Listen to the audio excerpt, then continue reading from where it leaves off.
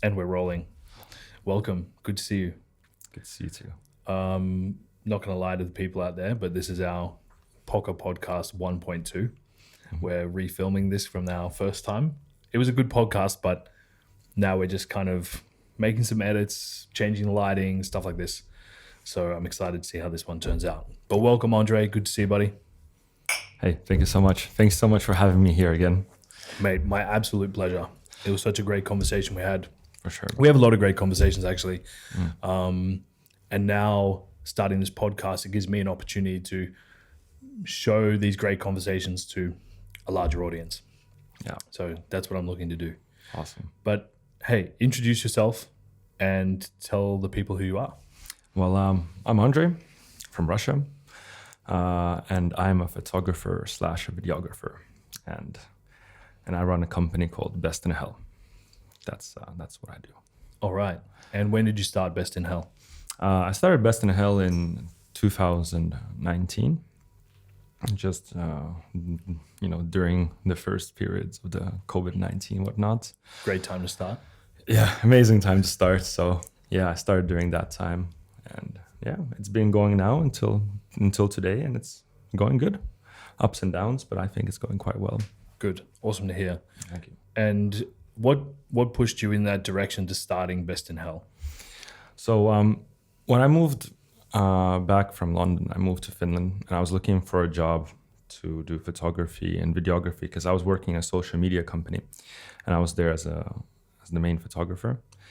And the thing is, like when I moved back to Finland, I was wanting to continue my passion with photography and videography, but the problem is that when you go on a job search and start searching for jobs as a photographer or videographer, there was only 2 results, and actually one of them I think was in Turku, and I came back to Helsinki, and it was saying like either you're going to be a passport photographer or a school photographer, and I wasn't quite sure that that's something that I would want to do. Like, no offense to passport photographers out there, but but I'm just saying that it's just not what that's not my passion.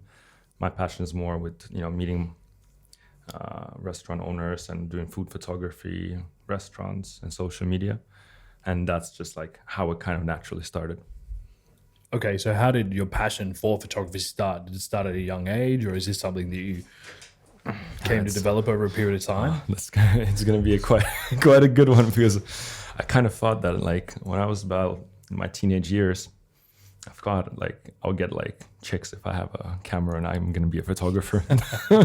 Not gonna lie, that's like how it all started.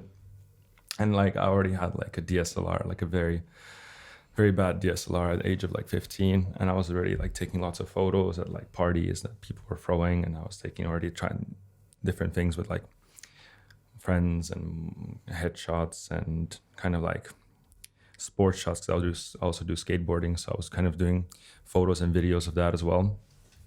And then when it came time to like when I was turning 18 and I was just finishing school, I had to decide on what to pursue, and kind of like you have the pressure from your family to go study something. And I actually never thought I'm gonna go study photography, but I was like, well, I'm doing this already, like I kind of like it, so I'm just gonna do that. And yeah, that's how I ended up in England, and I started studying photography. Interesting. So you studied in London? Studied in Norwich. Norwich? It's like a small city. And you moved there just by yourself? Yeah, or? yeah, by myself, yeah. Awesome. It was actually quite weird because I've never been to UK before, and then I had to move there, and then I chose the universities just at random because I had no idea what cities were and what they do, so I just kind of chose. I think you had to choose 5 different universities, so I just randomly chose 5. And out of those, one of them accepted me, and and then I just went on Google Maps and started discovering the city before I moved there. Amazing! That's an awesome story. A lot of people don't have the courage to kind of just get up and move and just pick a random university and go, all right, we're doing this. Yeah. I don't know. That's kind of how I do things. It's just like go for it, and I didn't have any second thoughts or anything like that. It was just like it was something that I felt like I needed to do. Yeah. And I felt like, it's a new experience. And, it's kind of easy as well. You move into England, like all my life I've been speaking English. So I didn't see any difficulties with that. And plus my brother was just finishing his university degree in Nottingham. So technically, same country. And I had some friends there as well who were studying. So kind of, I wasn't like exactly, of course I was moving on my own, but like I had people that I knew who moved there. And so didn't feel that, Right. unique to do that. And when did you move to Finland, or when did you make the decision to move to Finland? I was moving back when there was a couple of things. There was like some personal stuff, but there was also the fact that there was the Brexit going on. The rents are super high. It wasn't kind of like a place where I could imagine myself living in 10, 20 years. Okay. But Finland, I always saw like my home, and I thought that this is the place that I want to kind of like continue living and want to be here. I just love everything about it. Yeah. So yeah, it was kind of natural. Okay. And let's talk a little bit about how Best in Health started from there. So you moved back to Finland. You had this passion for photography. You couldn't really find work that had interest you relative to your field in photography. So you decided to start your own business. Yeah. So I decided to start my business to kind of get work as a photographer. But the biggest problem was to start collecting a portfolio, because as a photographer, you kind of always think that you should get paid for any work that you do. But getting paid work is actually not as easy as you might think, because you can't just be knocking on people's doors or like restaurants saying, look, I'm going to do some photos for you. You're going to pay me 200 euros, 300 euros. This is a random person coming up. You kind of want to give some kind of something to prove your work, or something like some kind of a document of trust to a person. So I had to kind of start doing free work. And I was telling you to this before, that, I was going around writing to all restaurants and just kind of trying to get a free photo shoot with them. And I think that's actually how we started working together. That's exactly how we started working together. So, just for those that don't know, Andrey looks after all the photography and social media and this kind of thing, or used to look after the social media, but mainly now focus on the photography, videography side of Momotoko restaurants, and has done multiple projects with me outside of that. But we got introduced through you. I think you sent through a message on Instagram. Yeah, exactly. Yeah. Right. And obviously you have a clear talent for photography, and thank you. It was easy for me to recognize from that portfolio that you had developed that you could create content for businesses that would help them present product or present their services in the right light. Yeah, you're actually one of the first ones that actually offered a paid service.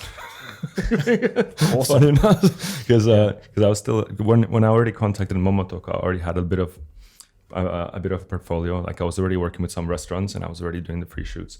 But then I thought, okay, now I have like already something to show. So as you said, like you could see in the work I've been doing, and that was kind of my point as well, is to collect that work with Finnish brands and Finnish restaurants, because whatever I did in England doesn't matter when you're in Finland. And then you have to make like your own image again in Finland.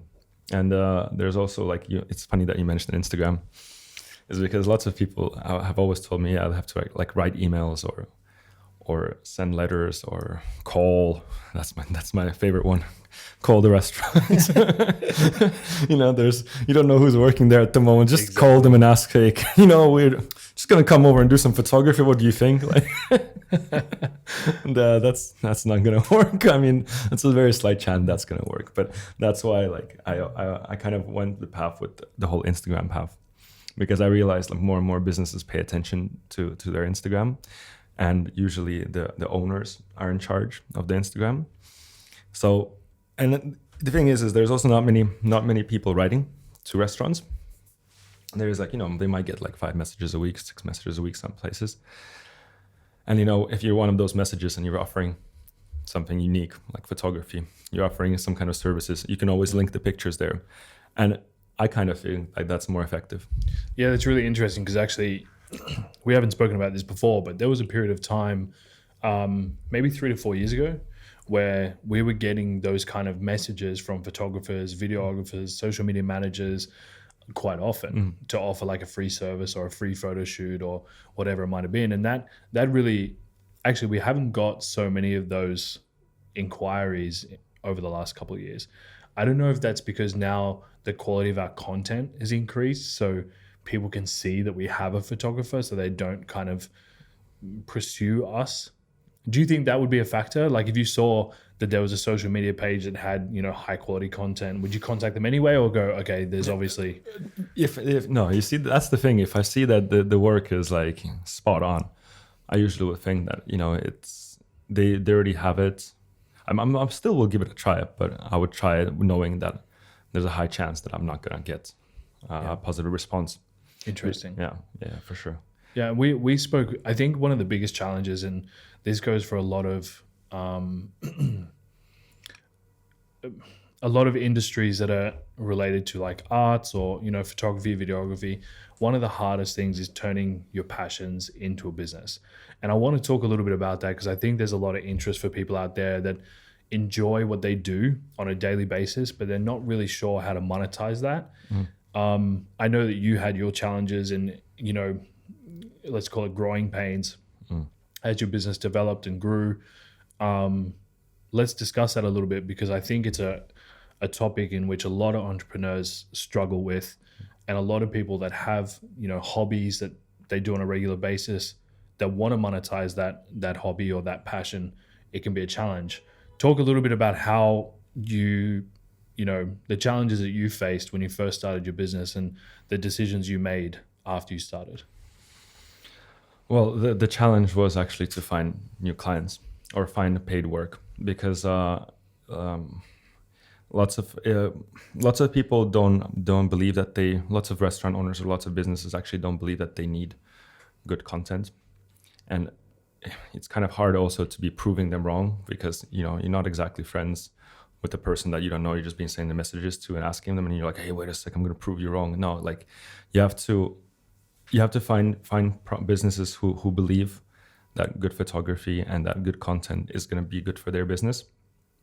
So some of the challenges was to find the people who are on the same page as you and who believe in good content. Would you recommend partnering with someone or maybe contacting a company that can help you with the sales side?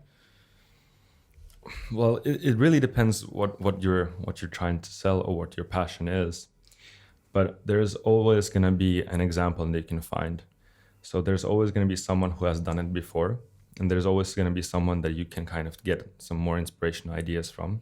You had your reference from London. Yeah, right? Exactly. So how I came up with this, there's nothing like crazy new about an influencer based around the city. And also there's nothing new about social media marketing or helping out with Instagram photos, specifically Instagram photos. And so I kind of took the inspiration from London's Best and London Food Boy, which is two big accounts in London.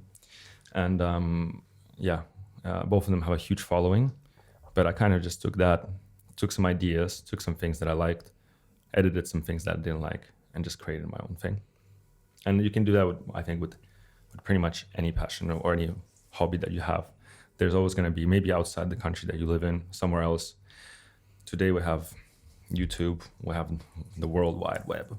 You can find the similar kind of person and you can kind of get some inspiration from it. There's no need to always like try to reinvent the wheel, as they say. You can always take some ideas. You don't need to copy, you can always be yourself, but inspiration and how other people did it is, learn how the people did it and what they did. I noticed one thing with Best in Hell is that you're heavily focused on supporting photographers or promoting photographers in the Helsinki region. Is that something that came from London also, or is that kind of your own tweak on what London was doing? It's more of my own thing. The building a community is kind of like my own thing, and like because there's surprisingly not that many photographers in Finland.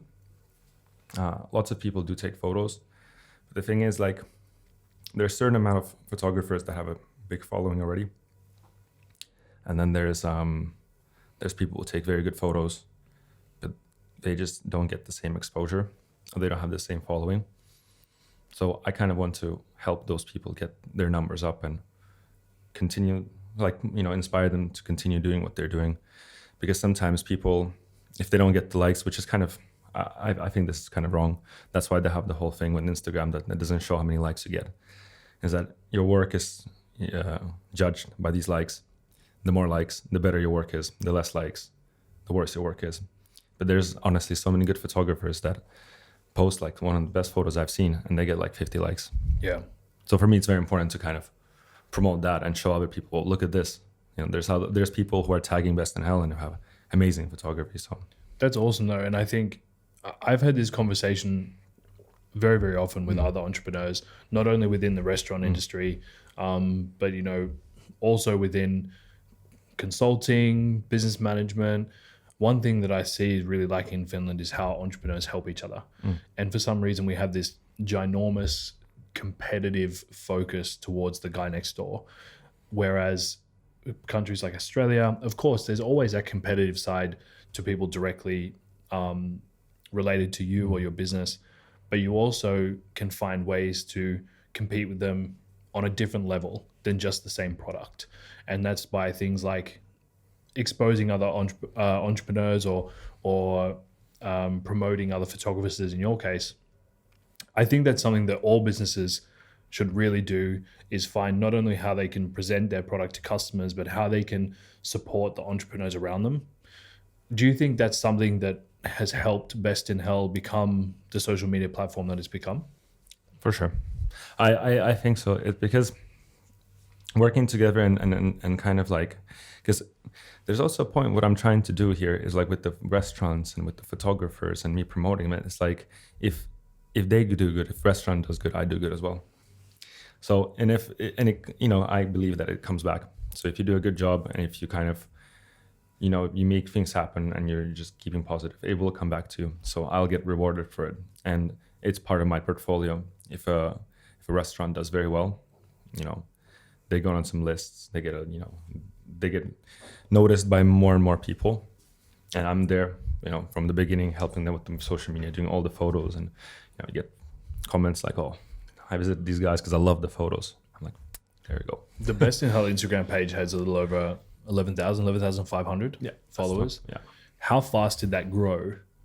Was that an overnight thing? Was there a picture or a group of pictures that went viral, or how did that progress? Oh, I love telling the story. It's because the thing is, the name Best in Hell I made it like about 3 years ago and created the account, but the hashtag Best in Hell has been around for quite some time. Before I created the Best in Hell page, it's just this word this hashtag that people have been using already, like it's been lingering in the air a little bit. So when I started the page and said like tag us to be featured, there's lots of people already who have the tags. And I would write to them if I can use their photos, and you have the hashtag Best in Hell. And from that, I just noticed that the hashtag started becoming more constant, and it just like more people start using it. And then the thing is like Instagram kind of, I don't know how the algorithm works exactly, but some of the images will start getting like 3,000-4,000 likes. And it's just like maybe because of my activity, because I was just crazy on my phone the whole time, like liking and looking for new people, following other accounts. But yeah, within like, I grew to my first 5,000 was the most difficult one. That was like a milestone for me. But yeah, it was because the account, the hashtag already existed and people were using that word already, and it was kind of easy to just like make an account for the hashtag technically.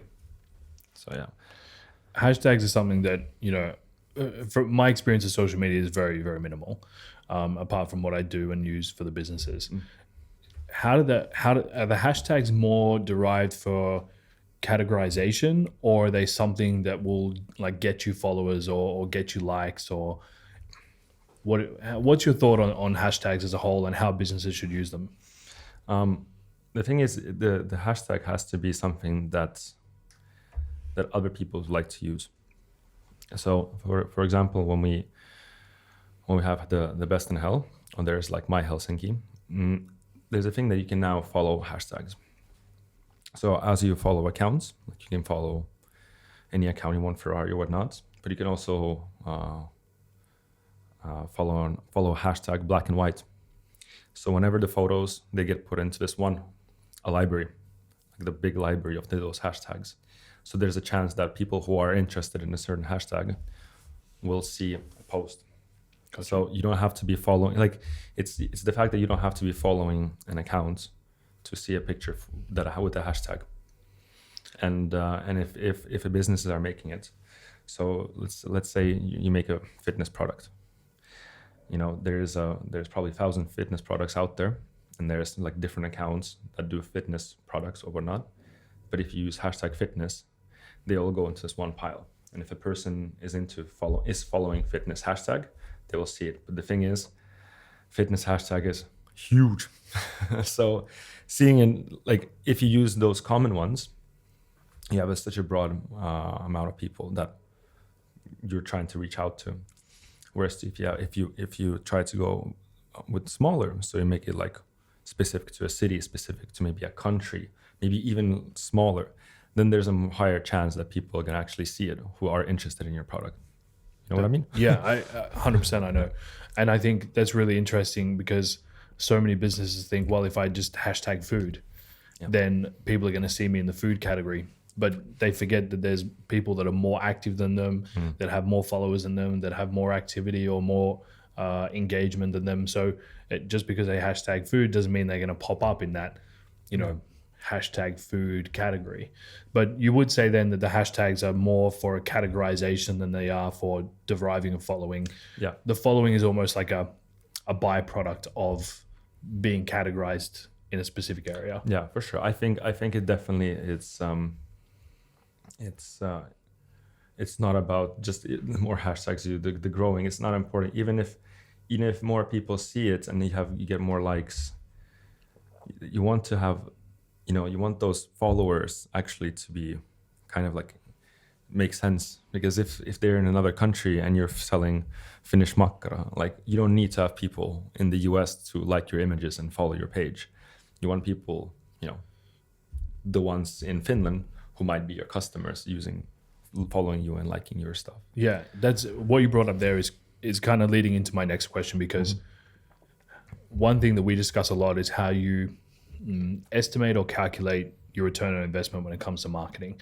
This is something that I evaluate on a regular basis with my businesses. It's something that's very hard to do because even though you may have a huge amount of engagement for that photo, you can't necessarily measure how many of those people that engage with that photo or engage with that product or whatever it might be actually walk into the shop and buy it or become a customer. How would you suggest that businesses utilize social media to converting those people that enjoy their content online to becoming customers within their restaurant or within their store or business? You can always do something specific for your followers. So the thing is that with Instagram, unless you do a sponsored post and you use hashtags, your followers are going to be the ones who see your content. And that's why I always tell people and accounts to be as active as possible. Because if you're not active on Instagram, your followers won't see your content anymore. That's how the algorithm works. So the less you post, the more you're visible to your followers. So if you're going to be more active on your Instagram, all your followers will see your content, and you can do like specific offers or specific deals for your followers, or any kind of like prize draws or something that only your followers will see. And that way it's going to be more specific, and you will know how many people out of those followers are actually engaging in what you do or are interested in what you do. Another thing that you can also do is you can kind of look at how the stories are working. So for example, for one of my clients, we see how the followers, or like how it works, the social media and stuff works, is by having the followers posting stories about being in that place. So if we see that like, oh, this person keeps posting about being in this place and he's a follower, so there we go. We can kind of monetize. Well, we can not monetize, we can kind of calculate how often they go and stuff. Yeah. I sound very dumb today. No, not at all. It's the pizza. I just had 2 pizzas. No, not at all, man. It's a complex subject, and social media as a whole is becoming, for businesses, I feel, more diluted as the amount of content increases. It's a concern that I have for our businesses, and I think about all the time where social media is going and how my business is going to fit into that. Like you said, creating prize draws or some kind of promotion specific for the customers that follow you, to pull them in store, whether it be like a gift card giveaway or merchandise giveaway from a brand awareness aspect. The main focus always has to be that that customer is going to be or that follower is going to be converted into a customer. It's a complex subject, so you don't sound dumb at all. It's it's you know, some of the best marketers out there are still trying to figure out how to do that. I've had a lot of interesting conversations lately about where social media is going. Where do you think that social media is heading, and how can businesses use social media in the future to bring customers into their business? Well, I kind of think that since we are already using social media a lot, there's gonna be more things happening on Instagrams and social media where companies will be able to sell products. So I kind of see that Instagram more and more is going to become like a middleman. Like you already can see that, for example, you can buy clothing and whatnot through Instagram, or you have like if an influencer or a person posts a photo, they can tag products and stuff. There's already a new thing that they're starting to compete with other social media platforms, such as like OnlyFans, where they have now you can have paid. You're gonna be able to have paid subscriptions to like certain brands or influencers. Well, probably not brands, but more of influencers or celebrities. So, you know, you pay like $5 a month and you have specific stories that no one else can view, but only the paid subscriber can view. So again, Instagram's gonna be taking money from that. But I also think like Instagram can do things that like, imagine like a delivery app. Well, technically Instagram could be a delivery app already. Like there's lots of restaurants who are already on Instagram and there's already a button for order from here and it takes you to the ordering partners. But nothing is stopping them from just making their own delivery system. There's like lots of things that they can do, but they're kind of just like now building a database of followers and people. But later on, it's not going to be long until they can start just like monetizing and making new ventures and trying to, you know, get as much middleman money as possible. Yeah, that's really interesting. So you think that social media is more going to head towards a purchasing like or a shopping like platform than it is going to be, you know, a presentation, what it is now, a presentation of, you know, product and services and so on and so forth. Yeah, I think it's going to be more like you can buy services or you'll be able to buy things from direct yeah, through there. Yeah, because it's just the thing is it's like, I mean, Instagram is a business for as itself as well, and the whole paying ads is soon not going to be enough for them. They would like to have more money, and by having more money, that means you need to have more things, more income, just like any other business. So by having those like other things that they do with this paid subscriptions and all of that, it's going to be other source of income for them. So I'm pretty sure that's what's going to be happening. Really interesting. I want to backtrack a little bit. Now we've been talking a lot about the social media side, but I want to come back to your business and those steps that you took in starting it. What are the things that you would suggest people starting a new business from a passion that they have would avoid? Avoid fear.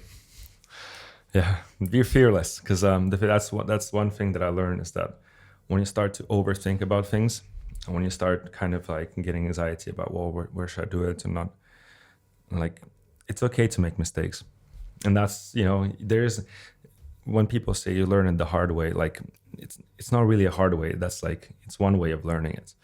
It's like, I kind of just think that if you're trying something and if your kind of gut says like, I should do it, and you start then calculating or estimating and kind of overthinking it too much and not getting sleep and just kind of like, and then there's a thing that if you just don't do it, then why I didn't do it, like, you know, you start overthinking it too much. And that's one piece of advice I would give to everyone who's starting out their business. Like, don't overthink it. And if something goes wrong, it's okay. Like there's things you can fix. It's not like gonna be something that, you know, that's the rest of your life, you're done.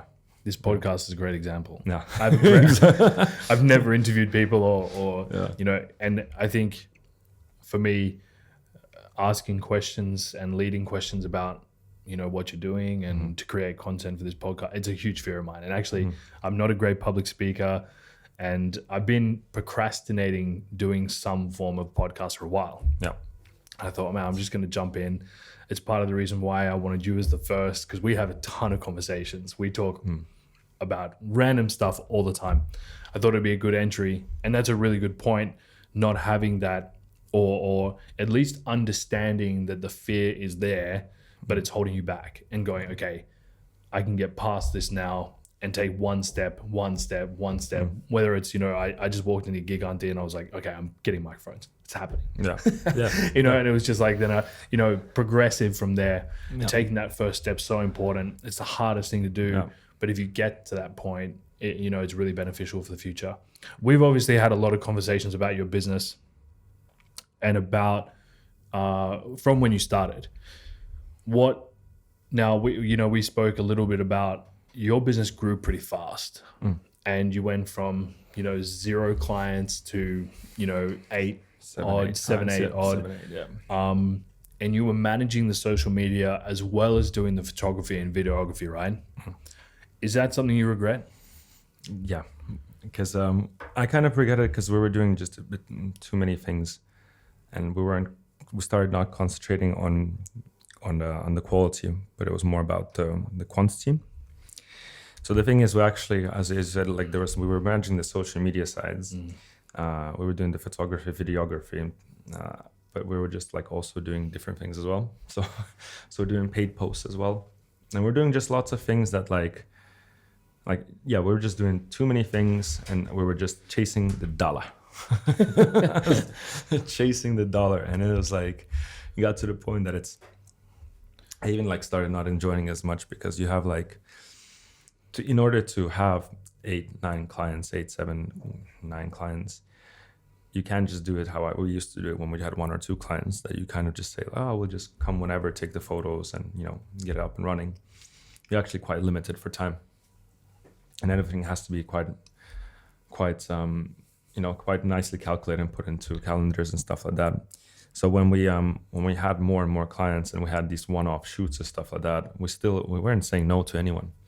Like, we'd be like, okay, fine, we can do another shoot. We'll try and squeeze 1 more photo shoot in a day when we already have 2 client photo shoots. And that's a problem, because then like the quality kind of is out the window. I would just want to come there, get it over with, and just move on to the next one. And that's a big no-no. That's not how we used to do it when we used to come to places and spend like a good 4 hours on taking as many photos as we can, you know, taking our time. But it was becoming more rushed because of that schedule. And your passion, I mean, you started this business because you enjoyed and had passion for photography and videography. Yeah. And then you ended up in social media management, and that kind of direction.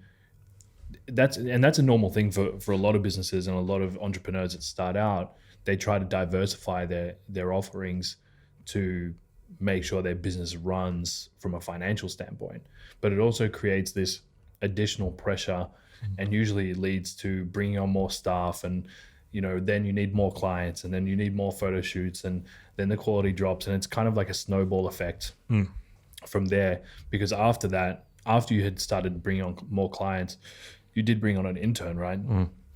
Yeah. So I brought an intern, another photographer, and we also had an SME who was writing the text and stuff, because we just there was too much of work, and couldn't handle it. Couldn't handle it on my own. I had to get someone else. And the thing is, there's also at the same time we also had a salesperson as well, because there has to be someone looking for sales, and because obviously we need more money. But the thing is that I wasn't able to do all of that on my own, and that's why it was time to expand. So, oh no. Just changing my microphone settings by accident. Okay. Are you in the same ones as you were before? I think so. Anyway, okay. But cool. Yeah, as you said, as I said before, it's a snowball effect of of more clients. You know, you have to increase your capacity to serve a larger amount of people. You start diversifying your product, and then you become really highly leveraged.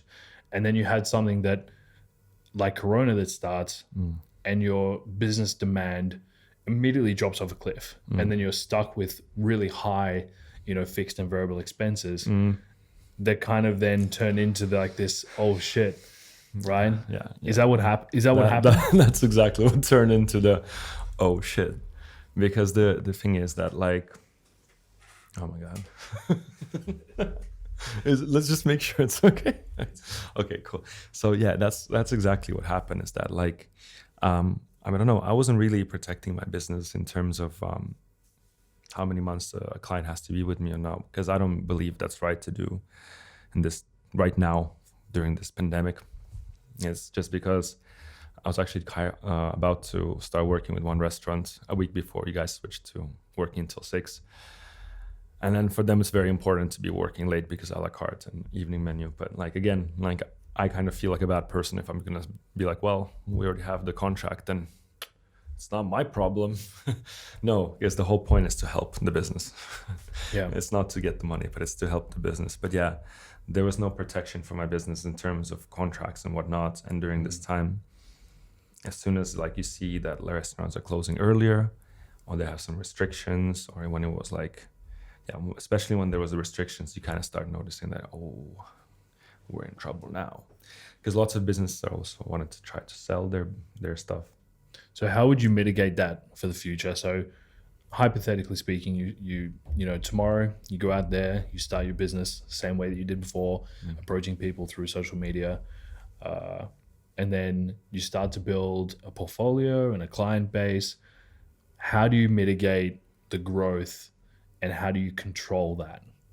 So that's a good question. It's like, if we had a time machine, it's a time machine, what would you do different? I would take things a bit slower. I wouldn't try to chase to become the next big company, next big thing. I would take things a bit more quiet, a bit more relaxed, and kind of think, like, not overthink what I do, but just kind of like concentrate on the quality more than the quantity. Because the thing is, like, this is what I've noticed in terms when you ask some photographers for high-end photographers for a quote, and they say, like, yeah, so if I do a photo shoot, it's going to cost you 10 grand. And I'm kind of thinking, like, that's a lot. Like, that's so much. I can do 1/10 for that price. But this is why they're doing it. Is it because if you're ready to pay for that quality, they're going to give you the highest quality possible for that price. And they can do that because they can only get that one client per month, and they're going to be perfectly fine. They're not going to get like hundreds of clients during that month. They're going to get 10. But this is like kind of like what I started to understand, is that the quality is needed to be paid in high amounts. So the person, like the photographer doing the work, or anyone doing the work, is going to give you the best quality possible. This is a really key aspect for startups. This quality over quantity aspect of business, because quantity is not sustainable as a new business, because you can't, very few people can adjust their systems and their processes and their business operations to allow for an influx of quantity. But quality, if you develop the quality side first, implement the systems and processes into the business, okay, this is how we're going to take the next client. Okay, this is how we're going to do 3 clients. All right, now we've done 3 successfully, we can do a 4th. And if you start that way, you can maintain the quality over a period of time, which of course leads to higher spend per customer. And from the restaurant perspective, we treat it the same way, right? We have a certain amount of customers that we have per day. How can we increase the spend per person, the spend per seat, the spend per head, whatever it might be? It's a fundamental aspect of business. It gets lost, and it's because it's so busy and it's so full on. And when you start your own business, there's so many stresses that come with it, and the decision-making processes that come with it. Do you think that when you started your business, there would have been benefit to having someone around you that had done it before and could kind of guide you through that process? Or do you feel like it was more valuable to make those mistakes for yourself and then learn as you go? Well, I'm kind of here going to say that I had both, because I had a person who was kind of my mentor in London. So he was kind of already there before I started the Best in Health. So I was really learning so much from the person, how he was running the business. You know, I was a photographer, but still, I was with him and saw how he worked, what he was doing, how much effort he put in his work, and how much time he was putting in his work. But also, like, these mistakes that I made, and obviously I'm so good at learning from mistakes, because that's all I do. I make mistakes and I learn from them, and that's the best thing ever. I think there has to be both aspects, because you have to be able to learn from mistakes. But I definitely suggest for anyone starting a business to have conversations with people around them. I always try to develop a brain trust for every project that I do. So I put a group of people together, whether they know it or not. But I talk to people about the specific topic and get an insight for how they've done it in their business, or how they feel that this project should be delivered, or whatever it might be. I think that the brain trust for startups is totally underrated. And it seems that having a board or having a brain trust is only something that businesses do really down the line. Most people have, one person or two people they speak to on a regular basis for advice and help and stuff like this. But if you go into this, right, and you go and buy 6 people a dinner, and you sit down and go, right, this is the idea that I have. What do you guys think? And just get like a table full of people to give you advice.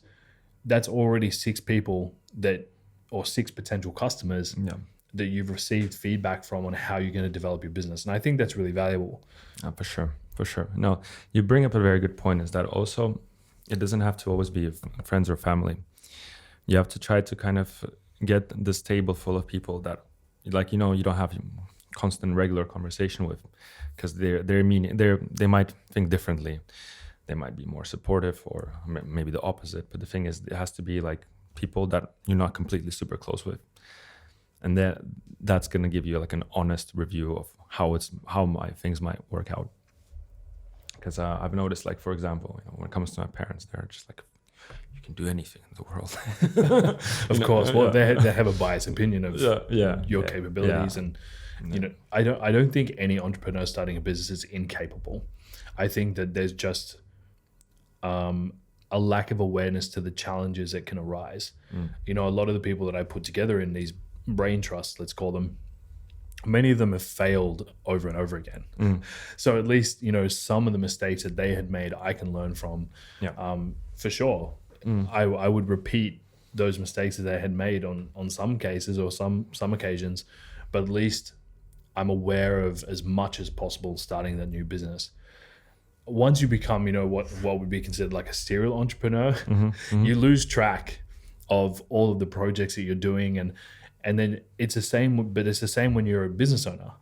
Right? As you increase the amount of clients, you start to lose track. You start to go, oh shit, I was meant to be at this photo shoot today. Oh my God, like I haven't scheduled that photo shoot for next week, or, I haven't done any posts for this guy's social media. So it's relative to the experience of starting a business and going through that growth phase as an entrepreneur and the decisions you make as you go. Yeah, and that's the thing. Like, I kind of still think like about those times, and I kind of feel fuck. Like you feel a bit like you let people down, But the thing is that you kind of like how I think about it is like, just don't give up and keep going, because these mistakes are made, and it's not the end of the world. Like you can fix it.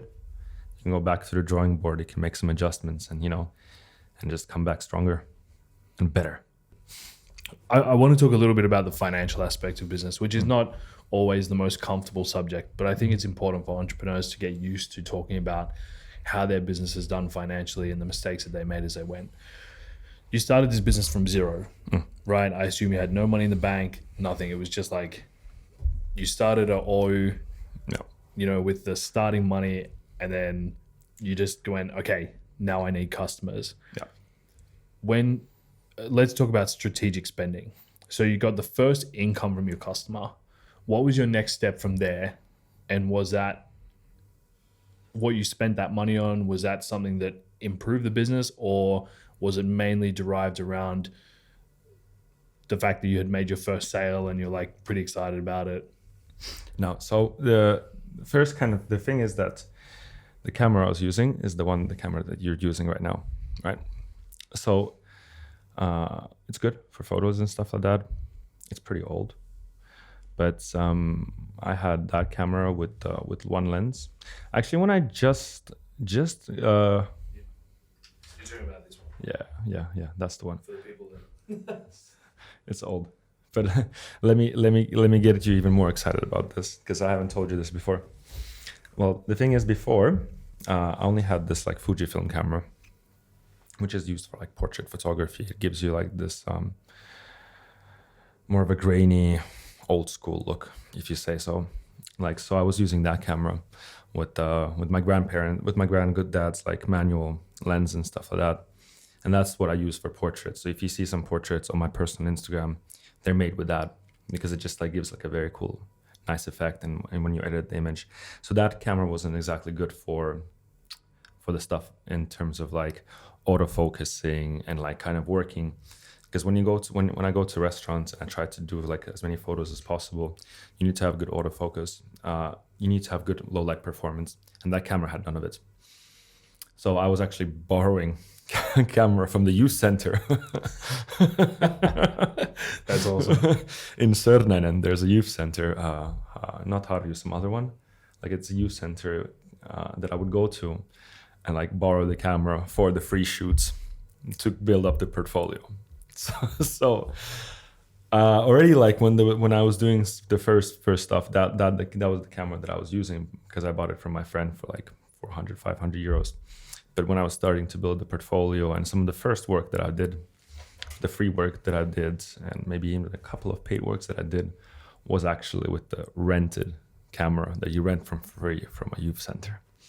So of course, for me, the number one thing that really wasn't, because you will start to understand this at some point, but one thing you will start to realize is how important the gear is when you're trying to make good content. Of course, some people are going to tell you it's all about the eye, but trust me, if you're doing low light photography with a camera that's not good with low light, it's very hard to do so. You can only get such a good picture with no lights. Yeah. And the thing is like of course, like if I want to make a good portfolio, if I want to keep doing the quality, I need to make sure that needs to go with the step up. So the first purchase, like after I bought that was still like in the early stages. I still bought that with my own money, 500, and I think the lens was 120 euros. But after that, the first purchase was that bad boy. So as soon as I started getting money into the company, like I kind of thought that I need to upgrade the lens, the camera. I couldn't do video. I tried to do some video stuff. Even when I had some clients, I tried to do some video stuff with the camera that doesn't have autofocusing. So you can imagine how hard it is to do videos with no autofocusing. Almost impossible, I think. Yeah, right? It gets a bit janky and no stabilizer and stuff like that. It kind of like it's just harder and takes more time, and you concentrate more on things that you shouldn't be concentrated on nowadays. That's why that camera was such a good purchase and such an important purchase. Is that for videos, for photography, for kind of the quality of work, I needed to have the best possible gear. I also bought a drone, which ended up in the lake, but I had it for some time. I think there's a lot of drones in lakes these days. yeah, probably. At least it didn't hit an airplane or anything, so that's a plus. That's a plus. But yeah, so I was concentrated on there was good spending, there was bad spending. So the good spending was the equipment, and I knew the importance of having good equipment. The things that help move your business forward and get more clients and get hype. So increasing quality, so you could increase the spend per customer. Yeah. And like you had mentioned, we or Momotoko, we're the first paying client for you. One of the first. Yeah. And for me, that's really cool to hear, because I think it's really important to reward people for the work that they do. And understanding talent is something that I really try to focus on in my businesses and how I develop my processes and understandings. And so to hear that it's cool because I was able to identify you as someone. Hey, this guy's going to help my business develop and grow. Yeah, you did. The same way that you value your equipment because it's directly related to your ability to produce income for your business. So there was, I know of a few financial mistakes that you made along the way. Oh, there's a couple more. Elaborate on them a little bit. So yeah, of course, don't take into consideration the poor timing with COVID. No. I'm talking Because that's about not something you have a choice over. I'm talking about balling high. I don't know. So like, the thing is, like, as soon as I started noticing there's more money coming in the bank, and the thing was like, you know, it's not just coming out of nowhere. It's coming because of the work that you put in there, and that kind of you feel even better about that because you know that you're actually getting money from the work that you're doing. And you know, and that's when I kind of thought like, oh, I need to spend money because the more money I spend, the better it's gonna be. But it doesn't work the same way as for cameras. You know, there's things like offices, 65-inch TV. It's something that you know, brand new Mac. It's something that like, well, actually, brand new Mac is a good one, but 2 of them isn't just a bit of a push because you don't need to. But yeah, there's some things that talk about your office space a little bit. Okay.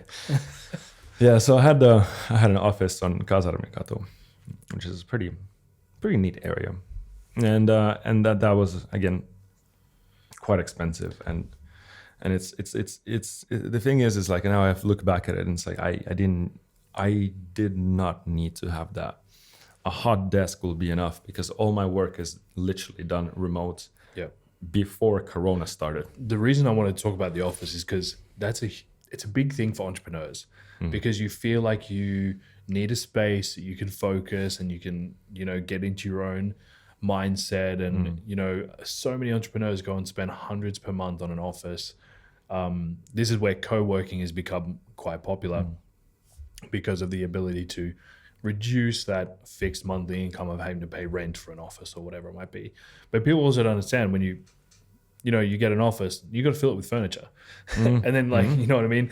And then it becomes about the 65-inch TV that you bought. And then it becomes about having like a couch or a desk. And, you know, the desks aren't cheap. You know, this desk that we have here, it's like a electric table, so it moves up and down. Oh, really? No. This bad boy was like 650 euros. You know, it's like, it's insane. It's crazy, you know, and for you know, but for entrepreneurs, you're like, okay, I need something ergonomic because I might want to stand up, you know, so I'm going to use an electric table. Okay, I need a good office chair. It's 200. All of a sudden, you've spent, you know, a couple grand on your base furnishings before you've even paid your rent. For new businesses and new entrepreneurs, like I really suggest avoiding those kind of expenses for the start, especially if you have a job like you did, which is majority remotely done. Of course, you need a good place to edit and stuff like that. But we're talking about more based on high quality equipment that you can put in your bedroom, you know, in your apartment or whatever it might be, rather than having a fixed office space where you feel like you can get creative. Yeah, no, that's true. But it's also like, I always think of the hip hop artists when I think about myself. So check this out, right? The thing is that because before I moved to Helsinki to live, and before I got the camera, I was actually like, my work was done at my apartment in Saunalahti. And Saunalahti is about an hour with the commuting, and I was editing my photos because like I was taking the photos in the center, and for me to go edit, you know, it could be I had like a very old MacBook at the time, but you have to go back to Saunalahti because, you know, at home or something like that. So I'll go to the library. So kind of that drove me to going to like, all right, well, I want to have like, now that I can do it, I want to get the best. So I went from like completely like, there was no middle ground. I went completely from Saunalahti to editing photos in the center of the city. Well, so yeah, that's I think that's the problem. So it's like, as soon as you get, if you come from such a like if you come from a place where there's like without these certain things, or without having too much money, and like without having this much equipment, or you don't have that much spending money to be given you, like, you know, a fair amount of money to spend, you go crazy with it. Well, you get excited. I get excited. I got excited, so I got a bit carried away. And A lot of entrepreneurs do. Like, especially when you're starting, it's an exciting process, and there's a lot of exciting things about starting to earn money for yourself, and not just working a job. It's an exciting process, and it can be really hard to have that mental resilience to go, okay, no, I don't need this. No. Right? Okay, yeah, this is something that's going to improve my business and my ability to provide a service. Okay, but I don't need this. No. And that's very hard to do. And I hope that, podcasting is something that can really help a lot of entrepreneurs, because there is this advice on platforms like podcasting now that there wasn't when I started in business. And I started my first journey as an entrepreneur with a company called Silk Consulting in Australia. I knew nothing. I had managed and run restaurants for a long time, and I thought I can help restaurants in their management processes and stuff like this. So I started a business, and it was really exciting. I was getting good feedback. A lot of people wanted to work with me. It was a cool thing.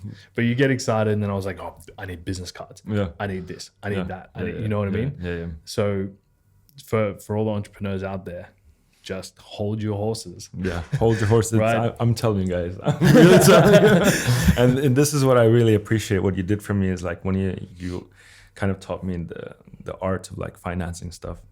And then like how we went through and had like a Excel sheet where you have like how much the actually is going out and going in. Because the thing is with like some things like insurance, some things like accounting, you have the payments don't go out every month. It might go every 3 months, insurance once, twice a year. So there's different payments that go out once a month. It's not like a phone bill that goes out once a month. You'll get it every month. There's always going to be some unexpected, well, they are expected.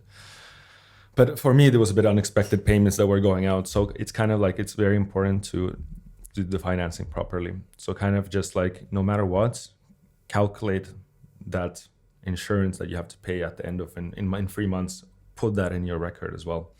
And that's honestly very good advice.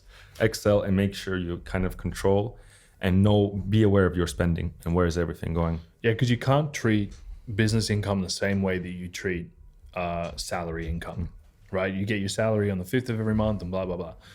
Businesses don't work that way. You know what I mean? You have a customer that has an invoice due on this day and he pays 5 days later, and then you're like budgeting for that. Okay, I'm going to get this amount on this day, and then you don't. And then when you do get it, there's a big bill that comes. All of a sudden, you're behind.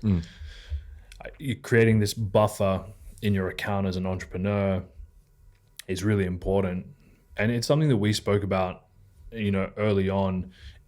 And once Corona hit properly here in Finland, it was, I think, an advantage that you had being able to be flexible and going, okay, I have to stop now. I have to take a step back.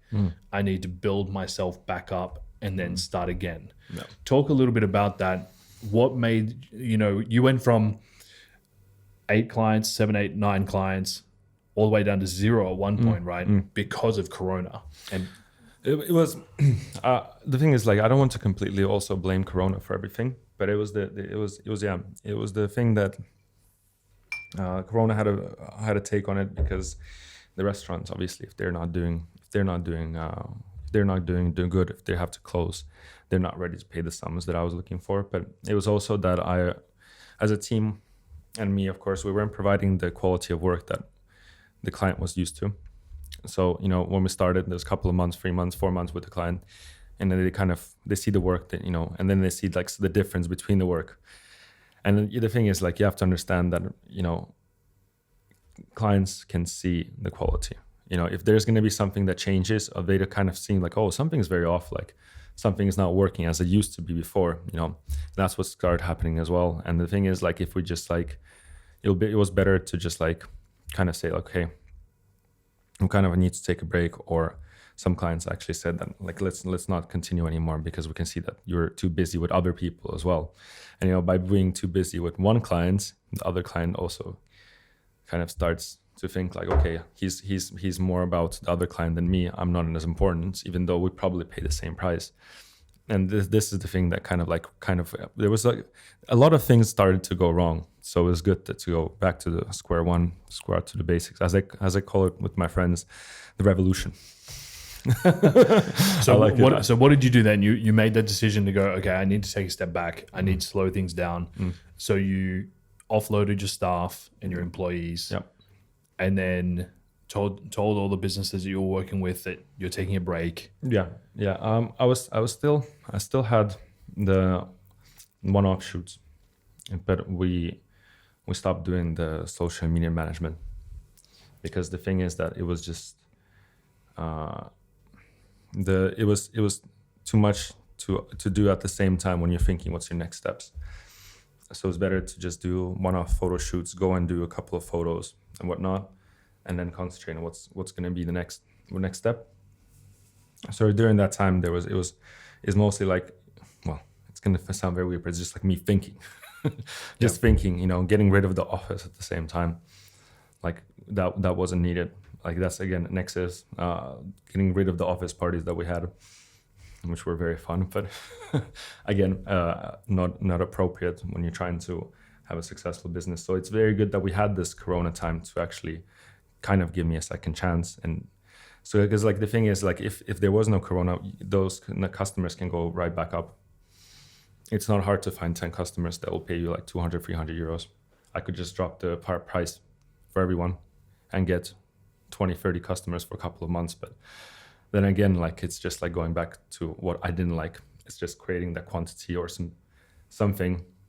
Exactly. Get quantity over quality. Yeah. Yeah. But if you think about it, it'll be very easy. Nothing would stop like a person to just like me offering for like 150 euros for. And that might be the right direction for some businesses, but for you specifically, you decided that, okay, my passion is here. This is how I'm going to monetize it. I'm monetizing it by maintaining my quality over the amount of content that I'm putting out, But so you stripped everything back. Of course. Oh. You stripped everything back. Yeah. You got rid of the apartment. Yeah. You, I could have some too. For sure. Just a bit of energy, bit of knocko. Yeah. You stripped everything back, and then you went and got a job, right? Yeah. This was around that same time. Yeah. Yeah. And I find that really, it's awesome. So many entrepreneurs go, no, I'm an entrepreneur now. I can't go get a job. And sometimes you just you find yourself in a place where you go, I need to build a foundation in which my business can be successful from. And whether that's financial or it's from a mental standpoint for yourself or whatever it might be, having the humility to go, you know what? I can do this. I'm going to take a step from my business for a second. I'm going to de-stress myself. I'm going to go get a job so that I can pay my bills, so I can put some money into the bank account, and then I'll restart myself the right way. Do you think that was something that was very good for you to do, or would you have rather struggled those few months, not got a job, and focused on the business? What do you think you would do in the future, or if you had a time machine, you would go do again? I think that again, I got super lucky. I got super lucky that I got the opportunity to just get a job straight away. And the thing is, like when I started noticing that, okay, you need to take a little break from the whole social media and what's happening. So I kind of contacted you and got a job. Pretty much the next day I was working already. And then the thing is, like, I also got straight away another job offer, but it wasn't like that I applied for it. I was again lucky to try, and it was again in the restaurant industry, and just like I never applied to that even job. Got offered like a little 3-month job. I was at one time doing 2 jobs at the same time, and again, this is me.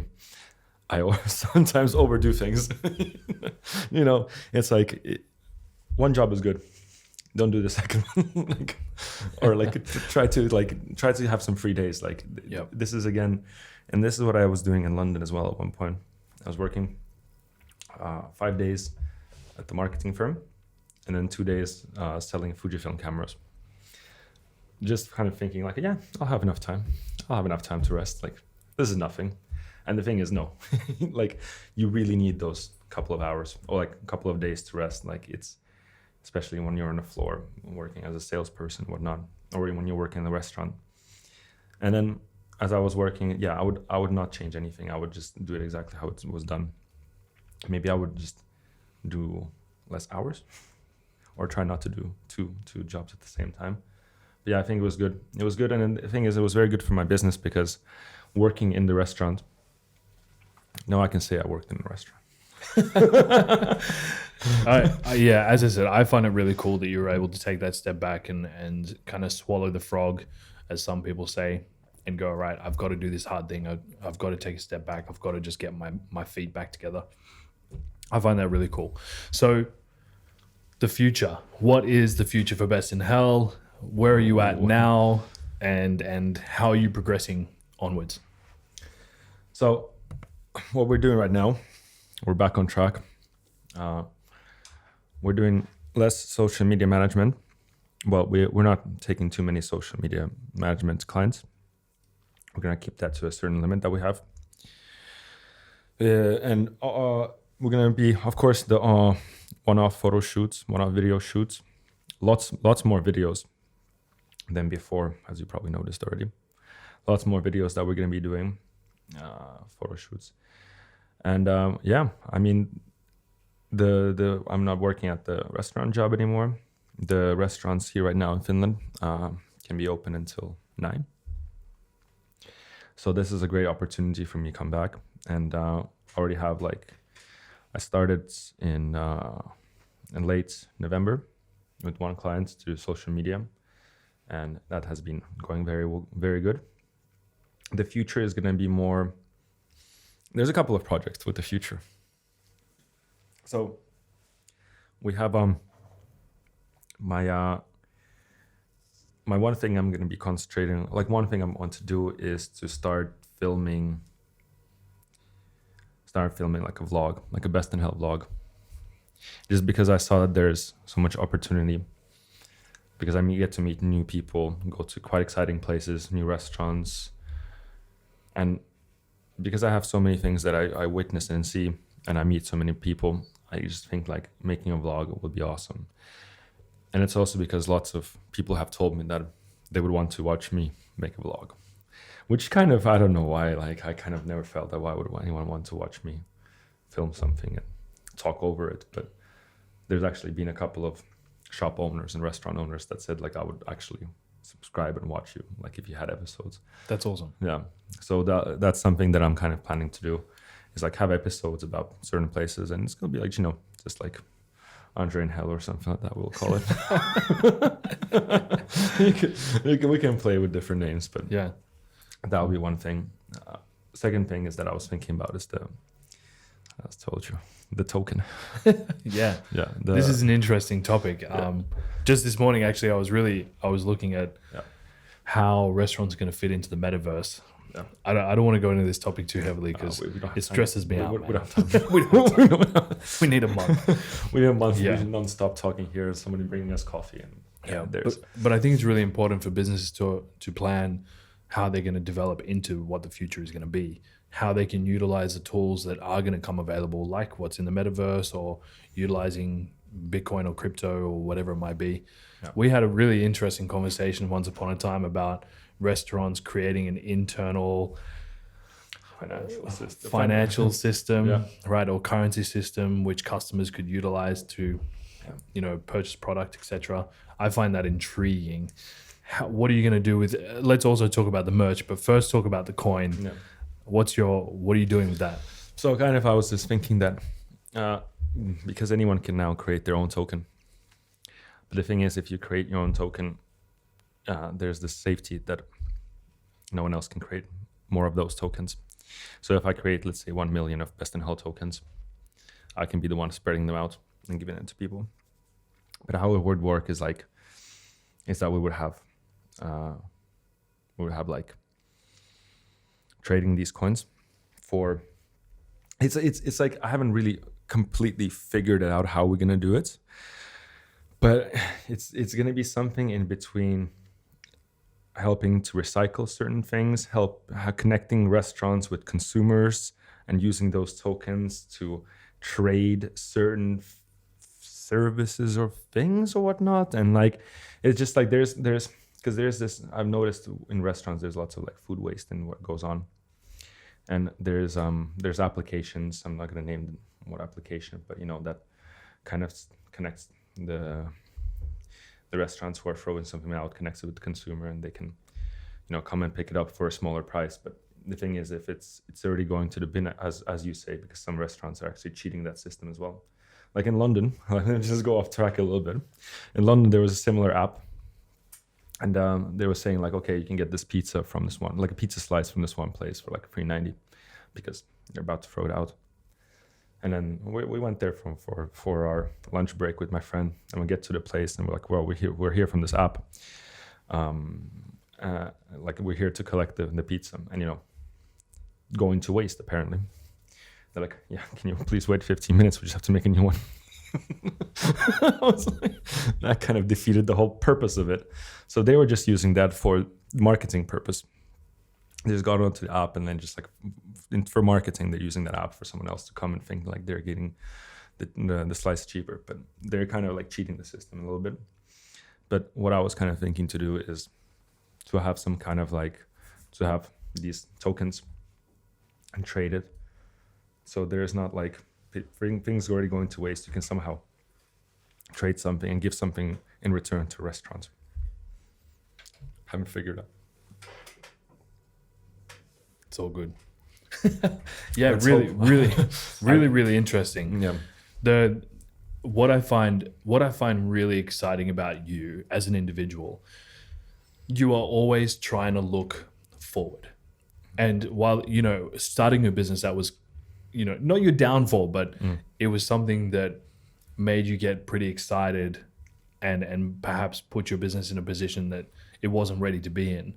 But it's an awesome gift to have, is to be able to go, you know what, I think these coins are going to be something in the future relative to my business. And then go, how am I going to do it? Well, I'm not sure yet, but I'll figure it out as I go. But at least you have that mindset of going, this is going to be something I'm going to utilize in the future.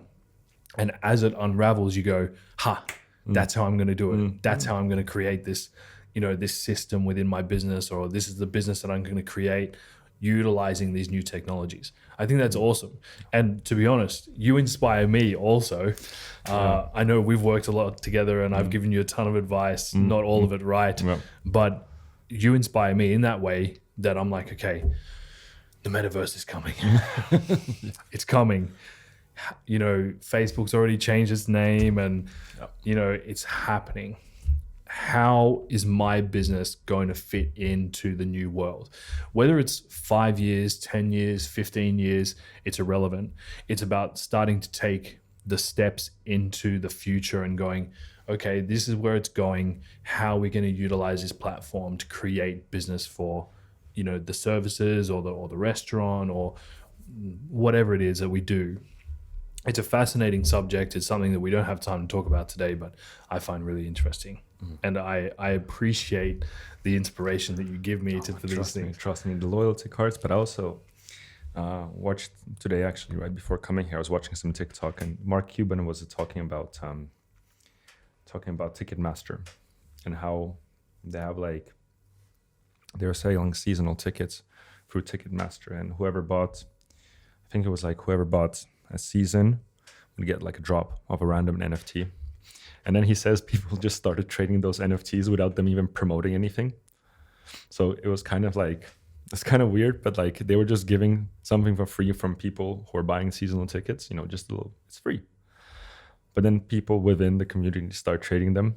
And it actually got to the point that some of those NFTs were traded for a higher price than the seasonal ticket. So, you know, when you give something people that's unique and can be copied, it's really unique, and people start trading, crazy stuff can happen. 100%. This new world's going to be insane, I tell you. Yeah, for sure. I swear to God. For sure. Let's talk a little bit about the merchandise, because this is something that we also had discussed previously. 1 second. Oh, yeah.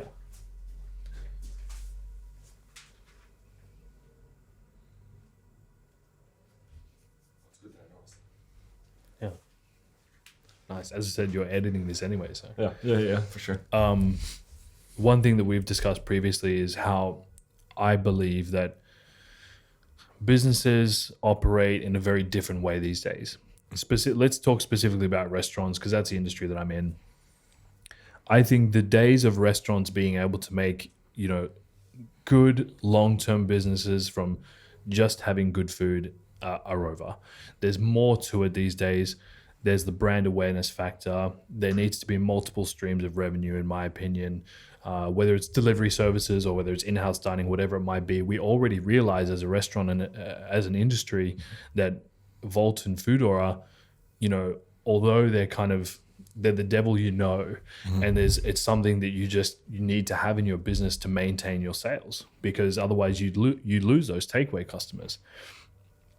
And I think that the way in which business is developing is you have to recognize multiple streams of income. From a brand awareness aspect, you can combine different streams of income with the brand awareness aspect, like merchandise. How did this Best in Hell merchandise start? And can everyone see it? and like, where did it come from? And then talk a little bit about the merchandise. So I kind of since I was in school, I really wanted to have my own brand. I wanted to have like my own skate brand, and like, I don't know, I just really was into having like something to represent who am I. And the thing is that when this Best in Hell whole thing started happening, my first idea was like, if I'm gonna go on to these photo shoots, if I'm gonna start meeting potential clients, I want to represent. I want people to see kind of who I am. It's kind of like having my own uniform. Makes it easier for a restaurant, makes it easier for me. But what I've noticed that, like, I went to this place called Print Helsinki, and they have really good quality. I'm not trying to advertise them too much, but they have really good quality clothing, like the material that they have.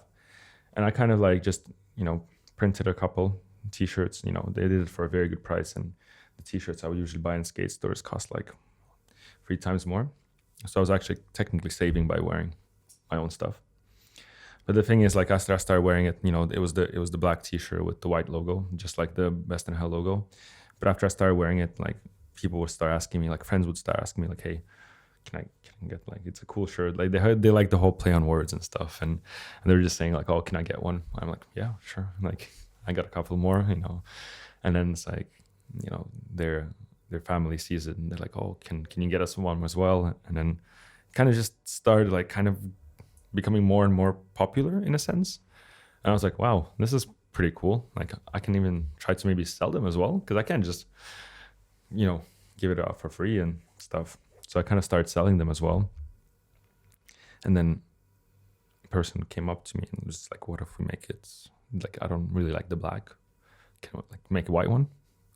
Sure, let's invert it. so it's a white t-shirt with the black logo. So now I have 2 different ones. And at that point, I started collaborating with this with the store on Boulevard, Hetsukoto. It's a very nice store, secondhand luxury store. So we started collaborating, and he was like, oh, I really like your t-shirts and stuff. I'm like, yeah, it's like, the Best in Hell. It's like, oh, I think it'll be good sell. So only by selling not a lot of t-shirts, not many. I wouldn't say it's like, I would say under 50 t-shirts, and I'm already in a store, a physical store being sold. And and then after that, kind of the whole hoodies started, because we're in Finland and we love hoodies. Like, who doesn't love a hoodie? And a good quality hoodie, get out of town. It can be hard to find good quality hoodies these days, man. Oh, you got that one right.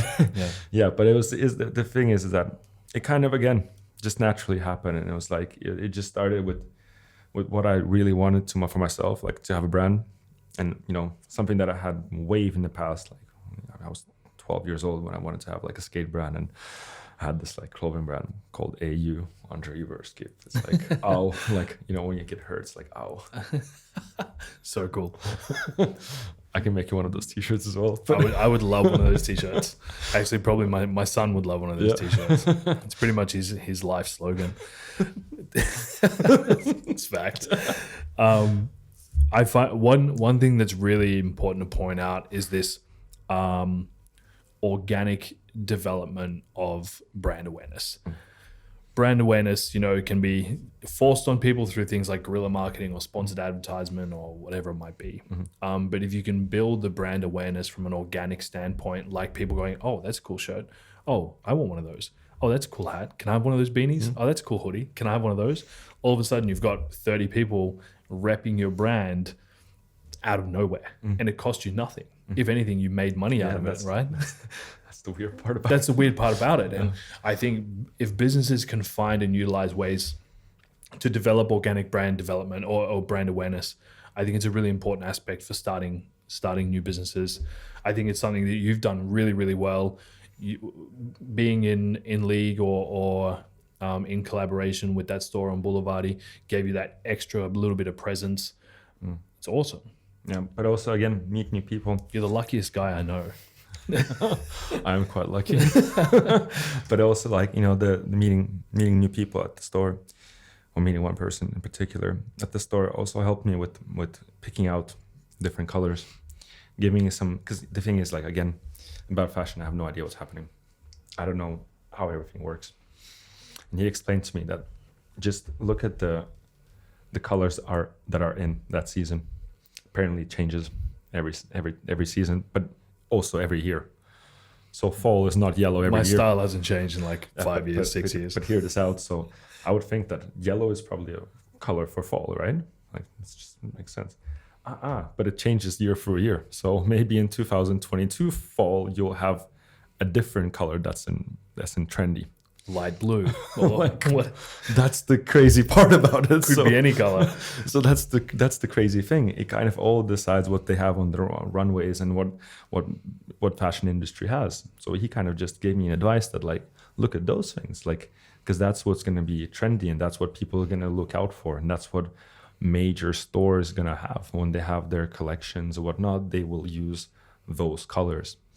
So by having those colors as well, a person walks past or like sees the t-shirt in the store and just thinks like, oh, like, okay, this is actually cool because I see lots of mustard yellow everywhere. So now I see that Best in Hell is doing it as well. So I just kind of like, I don't want to buy a jacket. I don't want to buy this, but I can buy this. So this is crazy. Like you meet new people and they just give you advice. Yeah. And that's what I love. I would never, I like, swear to God, I would never know that they have like a color that changes every year. Like, what? Who would have known? No. I was wondering why I walk in the shops and I'm like, why is there nothing I like here? I wear black, grey, and dark blue. That's me. Yeah. Actually, this people say green looks good on me, so I've been wearing green shirts lately. I don't know why. That's nice. It's only my wife and my kids that say that, but that's enough. Hey, really, really, really interesting. It's awesome to see how your business has, developed, how you've developed as an entrepreneur, the adjustments that you've changed, and the way you've pivoted through COVID. It's been a tough time for everybody. If people want to get in touch with you, how do they get in touch with you? Where do they find all your content? Talk a little bit about that. So we have a website, www.bestinhell.com. That's with one L. That's the play on words, guys. But yeah, www.bestinhell.com. You can find us there. There's a contact me form. You can also see the portfolio there, but you can also get to our social media links through there. And yeah, Instagram, Best in Hell, and websites. So follow me and write to me an email. I'll come back to you and give you the best quote. Bam. Sponsored by. Absolutely. I can, I love your work. You're a fantastic guy to work with. The quality of your work has always been, fantastic. So I recommend for anybody out there looking to improve their content, whether it be for your website or your social media or your product photography, get in touch with Andrey and please give him a shout. Awesome. Thank you once again. Thank you. Mate, I appreciate it. Second time. Hey, I really, really appreciate thank you coming. It was great to have another conversation with you. Awesome. Actually, we changed some subjects, which was... We did. All right. Thanks, man. Thank you.